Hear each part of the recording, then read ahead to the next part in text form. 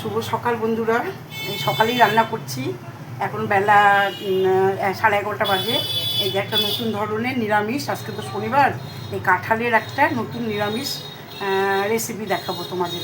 এই pressure cooker বসিয়ে দিলাম, এই দেখো প্রেশার কুকার বসিয়ে দিয়েছি।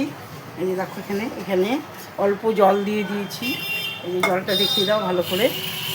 তারপরে এই কাঁঠালগুলো একটু একটা সিটি দেবো কিন্তু, এই যে কাঁঠালগুলো এখানে দিয়ে দিলাম, এর মধ্যে দিয়ে দিলাম কাঁঠালগুলো। একটা সিটি দেবো, বেশি কিন্তু সিটি দেবো না।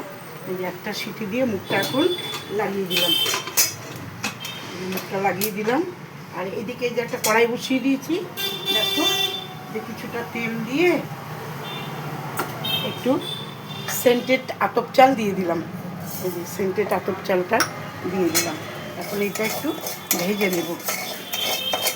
নিরামিষ কিন্তু এটা হবে, এটাতে পেঁয়াজ রসুন কিছু চলবে না, যেহেতু আজকে শনিবার, বা শনিবার কেন, নিরামিষ যে কোনো দিনেই এই রেসিপিটা তোমরা করতে পারবে। এই দেখো এটা একটু ভেজে নিচ্ছি। এই যে ফুলে যাচ্ছে চালটা ফুলে যাচ্ছে। এবার চালটা বাটিতে নামিয়ে রাখবো, এই যে নামিয়ে রাখছি, নামিয়ে রাখলাম।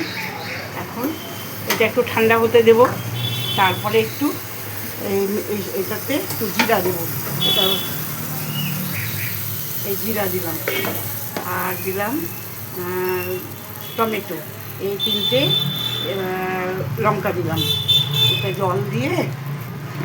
জল দিয়ে এটা মিক্সড করে নেব। এবার একটা কড়াইতে তেল দিয়েছি, একটা শুকনো লঙ্কা দিয়েছি, আর দিয়েছি তেজপাতা।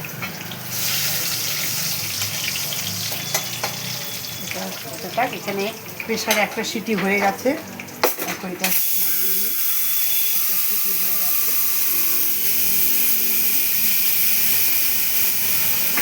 ওদিকে ক্যামেরা ওটা হচ্ছে, দেখো ওইদিকে ওটা লঙ্কাটা ভালো করে একটু ফুটে যাবে। তারপরে এইদিকে দেখো একটা সিটি দিয়েছি, দেখি বেশি সিটি দিইনি। কাঁঠালটা কেমন হয়েছে দেখো, এই অল্প। এবার এটা ভেজে নেব তেলের মধ্যে, দিয়ে দিচ্ছি জল গুলিয়ে ভেজে নিচ্ছি, ভালো করে ভেজে নেব।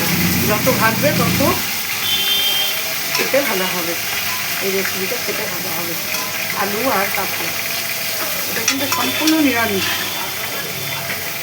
এবার ভালো করে ভেজে নেব, ভালো করে ভেজে নিচ্ছি। এবার একটু হলুদ দেবো, ভাজা যেহেতু হলুদ আর লবণ, এই যে হলুদ 1/2 চামচ হলুদ দিলাম। আর দেবো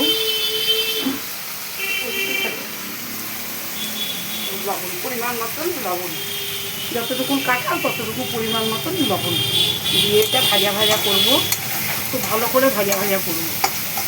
যত ভাজবে তত এটা টেস্ট অন্যরকম হবে। দেখো ভালো করে ভাজা করে নেব, দেখো ভাজা করে নিচ্ছি। তারপরে এই যেটা পেস্ট করলাম, জিরে আদা কাঁচা লঙ্কা আর টমেটো, এটা দিয়ে দেবো। ভাজা প্রায় হয়ে গেছে,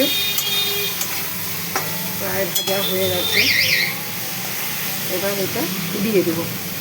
এটা দিয়ে ভালো করে কষে নেব, ভালো করে কষে নিচ্ছি কাঁঠাল আলুটা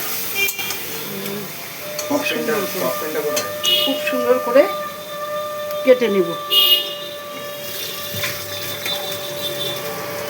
এটার মধ্যে রাখ, এখন আমি সবটা ধুই। এটা দেখো বন্ধুরা, কষানো হয়ে গেছে, এই যে তেল ছেড়ে দিয়েছে, মোটামুটি সেদ্ধও হয়ে গেছে। দেখো সেদ্ধও হয়ে গেছে, যে ভীষণ সুন্দর গন্ধ বেরিয়েছে। এখন এই যে চাল যেটা ভেজে রেখেছিলাম মিক্সি মেশিনে, আতপ চাল, ওই চালটা দিয়ে দেবো, চাল বাটাটা দিয়ে দেবো।